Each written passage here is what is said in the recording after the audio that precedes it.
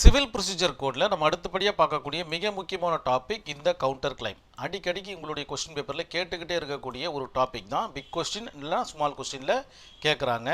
So அதனால் மிக கவனமான பகுதியாக இருக்குது. அதனால் தெளிவாக நோட்ஸ் எடுத்துக்கோங்க. அது மட்டும் இல்லாமல் இது ஒரு பெக்யூலியரான ஒரு டாபிக். இது உங்களுடைய கோர்ட் ப்ராக்டிஸ்க்கும் ரொம்ப ஹெல்ப்ஃபுல்லாக இருக்கும், சிவில் சைடு ப்ராக்டிஸ் பண்ணுறவங்களுக்கு. முதல்ல வாட் இஸ் கவுண்டர் கிளைம் அப்படின்னும் போது இந்த இடத்துல சும்மா பார்க்கலாம்.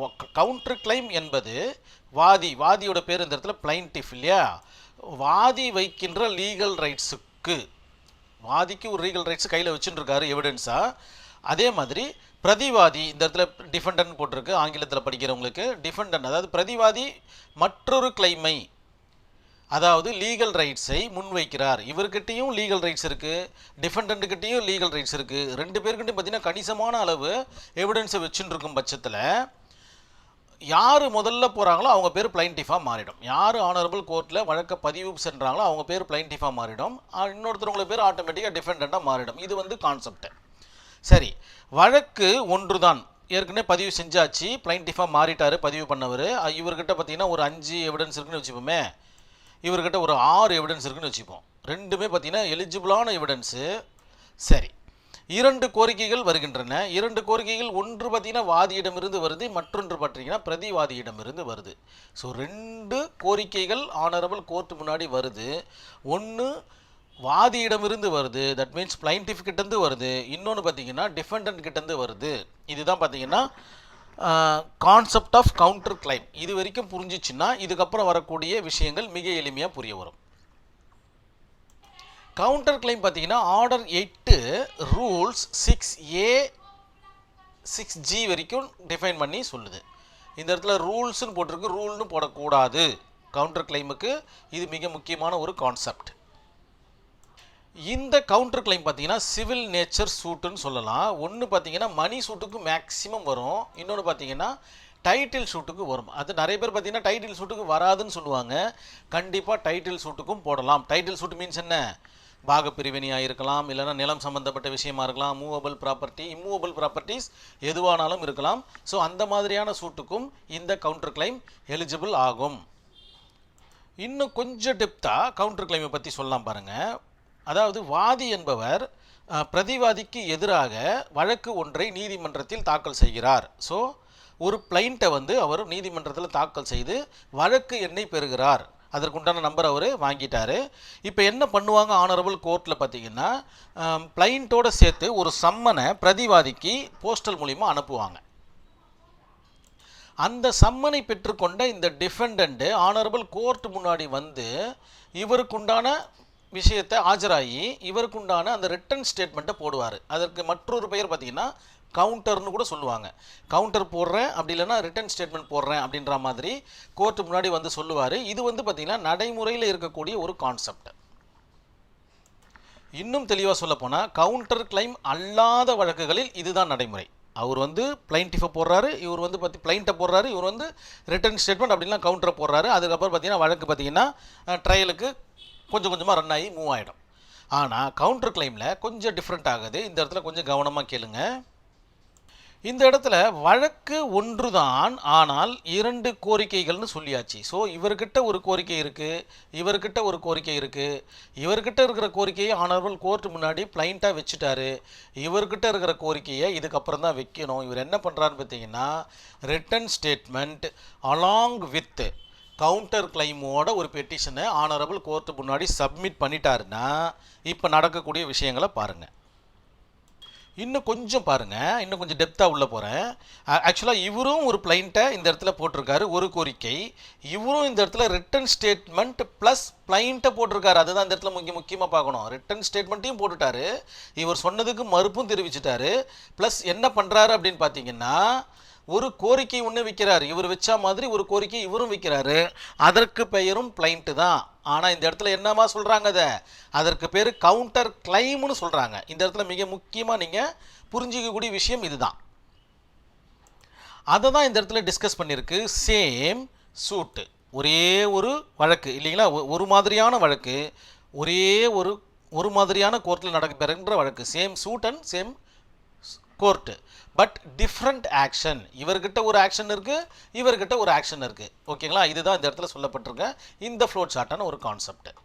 ஸோ சிவில் நேச்சரை பற்றி பார்த்தாச்சு, இந்த சேம் என்ற கான்செப்டை பற்றி பார்த்தாச்சு. இப்போ பிளைன்டிஃப் போகிறது பார்த்தீங்கன்னா ஒரிஜினல் கிளைம். அவருடைய பெயர் என்ன? Original claim. ஏன்னா ஃபஸ்ட்டு இவர் தான் போடுறாரு ஒரிஜினல் சூட்டு அப்படின்னா ஒரிஜினல் கிளைம். டிஃபெண்டன்ட் போகிறது என்ன? Written statement along with counter claim. இந்த இடத்துல மிக முக்கியமாக பார்க்கக்கூடிய கான்செப்ட் இதுதான், அலாங் வித் கவுண்டர் கிளைம். இது அப்படியே ஆங்கிலத்தில் சொல்லப்போனால் a claim made by the defendant in a suit. அதாவது டிஃபெண்டண்டால் ஒரு கிளைம் வந்து தயார் செய்யப்படுகின்றது அகைன்ஸ்ட் பிளைன்டிஃப்க்கு எதிராக. It's called counter claim. புரிஞ்சிட்ருக்கோன்னு நினைக்கிறேன் கவுண்டர் கிளைம்னா என்னன்னு. இன்னும் கொஞ்சம் தெளிவாக இதெல்லாம் பார்த்துட்டா மிக எளிமையாக பிக் கொஸ்டினுக்கு நீங்கள் தயாராகிடுவீங்க. இது வரைக்கும் ஸ்மால் கொஸ்டினுக்கு நம்ம தயாரான நம்ம இப்போ பிக் கொஸ்டினுக்கு தயாராக போகிறோம். இந்த இடத்துல டிஃப்ரெண்ட் ஆக்ஷன்னு சொல்லியாச்சு. டிஃப்ரெண்ட் ஆக்ஷனோட மீனிங் என்னென்னா கவுண்டர் கிளைம் என்பது ஆக்ஷனுக்கு எதிர் ஆக்ஷன்னு அர்த்தம். இவர் ஒரு ஆக்ஷன் கொடுக்குறாரு, டிஃபெண்டன்ட் இன்னொரு எதிர் ஆக்ஷன் கொடுக்குறாரு. It's called counter claim. சரி, கவுண்டர் கிளைமோட நோக்கம் என்ன?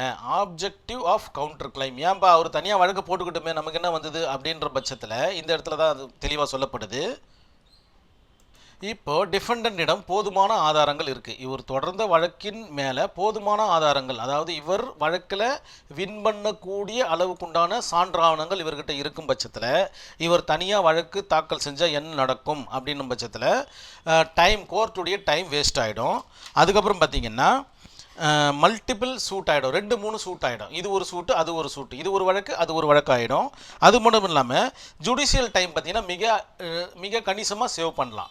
ஆனரபிள் கோர்ட்டுடைய டைம் மிக கணிசமாக சேவ் பண்ணுறதுக்கு உண்டான கான்செப்ட் இருக்குது. ஒரே ஒரு ட்ரையலில், சிங்கிள் ட்ரையலில் 2 வழக்கு நடைபெறும்.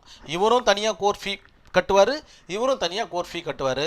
2 வழக்குகளும் ஒரே நேரத்தில் நடக்கும். இதுதான் பார்த்திங்கன்னா அதோடைய மிக முக்கியமான நோக்கம். வேறு ஒரு கோர்ட்டில் போயிட்டு இல்லை வேறு ஒரு ஜூரிசெஷனில் போயிட்டோ இல்லைன்னா அதே ஜூரிசெஷன்லேயோ வெவ்வேறு வழக்காக போடாமல் ஒரே வழக்கில் கவுண்டர் கிளைமை போட்டு ஒரே மாதிரியான கான்செப்டை ட்ராவல் பண்ணுறது தான் கவுண்டர் கிளைமுடைய மிக முக்கியமான நோக்கம்.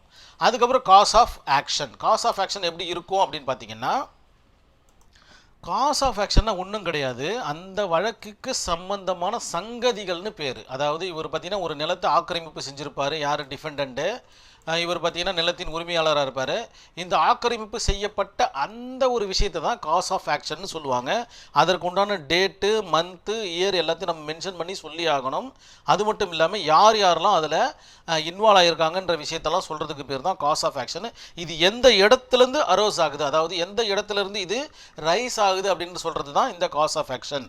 அதாவது காஸ் ஆஃப் ஆக்ஷன் பார்த்திங்கன்னா இந்த வழக்கிற்கு முன்னாடியும் நடைபெறலாம். அதாவது வழக்கு பதியப்பட்ட கான்செப்டுக்கு முன்னாடியும். ஆக்சுவலாக இதெல்லாம் பார்த்திங்கன்னா ஒரு சான்றாவணங்கள் தான், ஒரு எவிடன்ஸ் தான் இந்த காஸ் ஆஃப் ஆக்ஷனு. வழக்கு தொடங்குவதற்கு முன்னால் இருந்த அந்த எவிடன்ஸும் பின்னால் வரக்கூடிய அந்த எவிடன்ஸும் ரெண்டையும் சேர்த்து தான் ஒரு காஸ் ஆஃப் ஆக்ஷனாக ஃப்ரேம் பண்ணி இந்த இடத்துல பிளைண்ட்டாக இருக்கட்டும் இல்லைன்னா கவுண்டர் கிளைமாக இருக்கட்டும் ரெண்டுமே புனையப்படுகிறது. அதாவது கேஸை ஃபைல் செய்வதற்கு முன்னரே பிரதிவாதிக்கு காஸ் ஆஃப் ஆக்ஷன் நடந்திருக்கலாம் அல்லது பின்பும் நடந்திருக்கலாம். எப்படி வேணாலும் அவர்கிட்ட எவிடன்ஸ் இருக்கலாம். அதன் அடிப்படையாக வைத்து தான் இந்த கவுண்டர் ஃபைல் செய்யப்படுகிறது. இந்த 2 விஷயத்தை வச்சு தான் இந்த counter claim written statement file செய்யப்படுகிறது அப்படின்ற ஒரு விஷயத்தை தான் இந்த இடத்துல சொல்கிறாங்க. அதுக்கப்புறம் லிமிட்டேஷன் ஆக்டை வந்து இந்த இடத்துல இம்ப்ளிமெண்ட் பண்ணி பார்க்குறாங்க. லிமிட்டேஷன் ஆக்ட் பார்த்திங்கன்னா சிவில் ப்ரொசீஜர் கோடில் மிக முக்கியமான ஒரு பகுதி. இந்த லிமிட்டேஷன் ஆக்ட் தெரியாமல் எந்த ஒரு வழக்கையும் நடத்தவே முடியாது. ஏன்னா அந்த அளவுக்கு மிக முக்கியமான ஒரு ஆக்ட் தான் இந்த லிமிட்டேஷன் ஆக்ட். இப்போ இந்த கவுண்டர் கிளைமில் லிமிட்டேஷன் இருக்குதா அப்படின்னு பார்த்தீங்கன்னா அதற்குண்டான விவரம் செக்ஷன் 3 டிஃபைன் பண்ணி சொல்கிறது பாருங்கள். ஆக்சுவலாக லிமிட்டேஷன் ஆக்டில் செக்ஷன் 3 என்ன சொல்லுதுன்னா, காலம் கடந்த ஆவணங்களாக இருக்கக்கூடாது. அதாவது ஒரு சில நேரங்களில் பழைய ஆவணங்களை ஆன்சியன்ட் ப்ராப்பர்ட்டி இல்லைன்னா ஆன்சியன்ட் டாக்குமெண்ட் சொல்கிறாங்க. ஆனால் ஒரு சில சான்றாவணங்களை காலம் கடந்த சான்றாவணங்கள்னு சொல்கிறாங்க. அதாவது ஒரு 12 வருஷத்துக்கு முன்னாடி அவர் பொசிஷனில் இருந்தாருன்னா அவரை வந்து கிளைம் பண்ண முடியாது. வேறு ஏதாச்சும் சான்றாவணங்களை காமிச்சாலும் பொசிஷனில் இருந்து அவர் வெளியேற்ற முடியாது அப்படின்ற ஒரு விஷயங்கள் இந்த லிமிட்டேஷன் ஆக்டில் சொல்லப்படுன்றது. செக்ஷன் 3 என்னென்னா, காலம் கடந்த சான்றாவணங்களாக இருக்கக்கூடாது அப்படின்றது தான் இதோடைய கான்செப்ட். அதாவது பழைய கோரிக்கைகளுக்கு நீங்கள் இடத்த விட்டுட்டு வந்துடுவீங்க, ஒரு 30 வருஷத்துக்கு முன்னாடி வீட்டை விட்டு காலி பண்ணிட்டு வந்துடுவீங்க, அந்த வீடு காலியாகவே இருக்குது, வேறு யாருன்னா பொசிஷனில் இருக்காங்கன்னா அது காலம் கடந்த ஒரு விஷயம். லிமிடேஷன் ஆக்ட் பிரகாரம் இத்தனை வருஷத்துக்குள்ளே இருந்தால் மட்டும்தான் வழக்காக பதிவு பண்ண முடியும். செக்ஷன் 3 டிஃபைன் பண்ணி சொல்கிற விஷயம். இந்த ஒரு விஷயத்தையும் நம்ம கவுண்டர் கிளைமில் டிஸ்கஸ் பண்ணி ஆகணும். இந்த கவுண்டர் கிளைமோட எஃபெக்ட் இருக்கும். எஃபெக்ட் ஆஃப் கவுண்டர் கிளைம் எப்படி இருக்கும் அப்படின்னு பார்த்தீங்கன்னா, ஆனரபிள் கோர்ட் என்ன பண்ணுன்னா, பிளைன்டிஃப் கொடுத்த அந்த பிளைண்ட்டையும் டிஃபெண்டன்ட் கொடுத்த அந்த ரிட்டன் ஸ்டேட்மெண்ட் ப்ளஸ் கவுண்டர் கிளைமையும் வச்சு 2 வழக்குகளாக நடைபெறும். அதாவது இது தனியாக நடைபெறும், இது தனியாக நடைபெறும். ரெண்டுத்தையும் ஒன்று சேர்த்து ஜட்ஜ்மெண்ட் கொடுக்கும். அதுதான் பார்த்தீங்கன்னா எஃபெக்ட் ஆஃப் கவுண்டர் கிளைம். இதை தனியாக விட்டுட்டோ அதை தனியாக விட்டுட்டோ கொடுக்காது. இரண்டும் பார்த்தீங்கன்னா ஒன்று சேர்ந்து எது மேலே மெரிட்ஸ் அதிகமாக இருக்கோ அதற்குண்டான ஜட்ஜ்மெண்ட்டை கொடுக்கும், ஆனரபிள் கோர்ட்டு கொடுக்கும். நம்ம ஏற்கனவே பேசின மாதிரி தான் கவுண்டர் கிளைமை பொறுத்தவரையில் ஒரு தனி சூட்டாக தான் நடைபெறும். எப்படின்னு பார்த்தீங்கன்னா, வாதி இதற்கு தனி ரிட்டன் ஸ்டேட்மெண்ட் தாக்கல் செய்ய வேண்டும். இப்போது டிஃபெண்டன்ட் ஒரு கவுண்டர் கிளைம் போடுறாரா இந்த இடத்துல, இவர் போட்டதுக்கு ரிட்டன் ஸ்டேட்மெண்ட்டையும் போடுறாரு, அலாங் வித் கவுண்டர் கிளைம் சொல்லியாச்சு. அதே மாதிரி இவர் போட்ட அந்த கவுண்டர் கிளைமை நம்ம என்ன நேமில் சொல்லியிருக்கோம் இதுக்கு முன்னாடி, பிளைண்ட்டுன்னு சொல்லியிருக்கோம் இல்லைங்களா, இவர் போடுற அந்த பிளைண்ட்டுக்கும் இவர் ரிட்டன் ஸ்டேட்மெண்ட் போட வேண்டும். ஸோ அப்படி போடும் பட்சத்தில் 2 வழக்காக தானே நடைபெறும். இதில் உங்களுக்கு உண்டான டவுட் கிளியர் ஆகிடுச்சு இல்லையா உங்களுக்கு? சரி, இப்போ அடுத்தது பார்த்தீங்கன்னா, plaint plus written statement filed by defendant. சரிங்களா? இது கவுண்டர் கிளைம் போகிறதுக்கு முன்னாடி. கவுண்டர் கிளைம் போட்டுட்டாருன்னா பிளைண்டிஃப் என்ன பண்ணணும்னு பார்த்தீங்கன்னா, கவுண்டர் கிளைமுக்கு ஒரு ரிட்டன் ஸ்டேட்மெண்ட் ஃபைல் பண்ணணுன்றது தான் இதனுடைய அதாவது நேர்படையான ஒரு விளக்கம். அதன் பிறகு மெயின்டெனபிள்ன்ற கான்செப்ட் அண்டரில் என்ன வருது அப்படின்னு பார்த்தீங்கன்னா, ஒரு கவுண்டர் கிளைம் டிஃபெண்டன்ட்டுக்குள் போட முடியாது. இப்போ பார்த்தீங்கன்னா ஒரு பிளைண்டிஃப் அண்டு 6 அனதர்ஸ்னு வருவாங்க. For example x versus XYZAB அப்படின்ற மாதிரி ஒரு 6 அனதர்ஸ் வருவாங்க. 6 பேர் பார்த்தீங்கன்னா டிஃபெண்டண்ட்டாக இருப்பாங்க. இந்த டிஃபெண்டண்ட்டுக்குள்ளே ஒரு கவுண்டர் கிளைம் மெயின்டெனபிள் ஆகாது அப்படின்னு சொல்கிறேன். இவங்களுக்குள்ள ஒரு கவுண்டர் கிளைம் போட்டுக்க முடியாது. நம்ம யாரை எதிர்த்து போடணும்னா பிளைண்டிஃபை எதிர்த்து தான் நம்மளால் போட முடியும். இதுதான் பார்த்தீங்கன்னா இதுக்கான கான்செப்ட். அதன் பிறகு முக்கியமான ஒரு topic, can allow counter claim appellant stage. அதாவது மேல்முறையீடு செய்ய முடியுமா? ஒரு பெரிய ஒரு டிஸ்ட்ரிக்ட் கோர்ட்டில் நடக்கக்கூடிய அந்த விஷயம் ஹைகோர்ட்டுக்கு கொண்டு போயிட்டு அந்த இடத்துல நம்மளால் கவுண்டர் கிளைம் போட முடியுமா அப்படின்னு கேட்டிங்கன்னா, அதற்குண்டான ஆன்சர் முடியாது அப்படின்றது தான். ஏன்னா ஹைகோர்ட்டுடைய ப்ரொசீடிங் டிஃப்ரெண்ட்டு. அவங்க வெறும் பேப்பர்ஸை வச்சு மட்டும்தான் அவங்க ஜட்ஜ்மெண்ட்டை கொடுப்பாங்க. தேவைப்படும் பட்சத்தில் தான் அந்த சாட்சியத்தை அழைப்பாங்க. அந்த இடத்துல நம்ம கவுண்டர் கிளைம் போட முடியாது. இங்கே டிஸ்ட்ரிக்ட் கோர்ட்டில் டிஸ்கஸ் பண்ண விஷயத்தை அவங்க பார்த்திங்கன்னா எதில் மெரிட்ஸ் இருக்குன்றதை மட்டும்தான் அவங்க உள்நோக்கி பார்ப்பாங்க. அதனால் அப்பெலண்ட் ஸ்டேஜில் கவுண்டர் கிளைமுக்கு வேலை கிடையாது. அதன் பிறகு ஒரு general concept, counter claim is a weapon. அது ஒரு ஆயுதம். இது கேடயம் கிடையாதுன்றதை தெளிவாக சொல்லிட்டாங்க. அதாவது counter claim is a weapon is not a shield கிடையாது, அது வெறும் ஆயுதம் மட்டும்தான் அப்படின்ற மாதிரி சொல்கிறாங்க. இஃப் நோ கவுண்டர் கிளைம், அதாவது இந்த ஸ்டேஜ் பாருங்கள், 1976க்கு முன்னாடி கவுண்டர் கிளைம் என்ற ஒரு விஷயம் சிபிசியில் கிடையவே கிடையாது.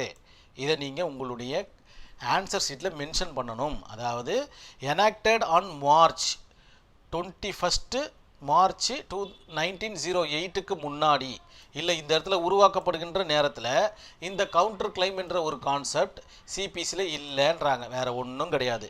அதுக்கப்புறம் அது எப்போ வருது அப்படின்னு பார்த்தீங்கன்னா, ஆஃப்டர் 1976 ஒரு அமெண்ட்மெண்ட் நடக்குது.